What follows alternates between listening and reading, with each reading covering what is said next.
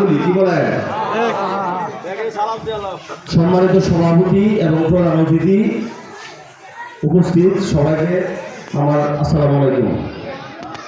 ঘটনা হয়েছে, আপনারা তো মুশারফ সাহেবকে চিনেন।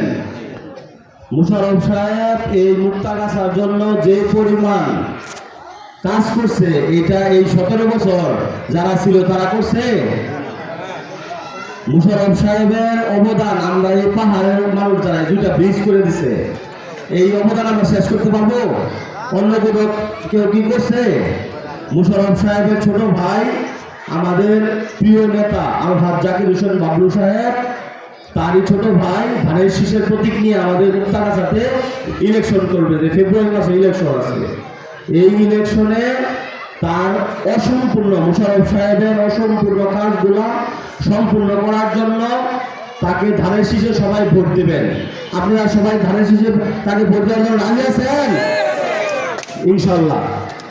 তাহলে সবাই যে যার অবস্থান থেকে আপনাদের ভোট দিলে হবে না, মহিলাদের ভোটও আছে। আমাদের মুক্তাগাছায় মহিলাদের ভোট আর পুরুষদের ভোট সমান। আপনারা যার যার অবস্থান থেকে যে যেখানে আছেন সেই অবস্থান থেকে সবাই মুশারফ সাহেবের ভাই আলহাজ জাকির হোসেন বাবলু সাহেবের জন্য ভোট চাবেন এবং মহিলাদেরকে বলবেন আগামীকাল আমাদের একটা মহিলা প্রোগ্রাম আছে রঘুনাথপুর। এই মহিলা প্রোগ্রামে যাতে সবাই উপস্থিত হয়, সবাইকে জানানো হয়েছে। সবাই চেষ্টা করবেন, এই আশা রেখে আমি আমার বক্তব্য শেষ করতেছি। আসসালামু আলাইকুম। বাংলাদেশ জিন্দাবাদ, তারেক রহমান জিন্দাবাদ, খালেদা জিয়া জিন্দাবাদ, আলহাজ জাকির হোসেন বাবলু সাহেব জিন্দাবাদ, কামরুজ্জামান লেবু ভাই জিন্দাবাদ। আসসালামু আলাইকুম।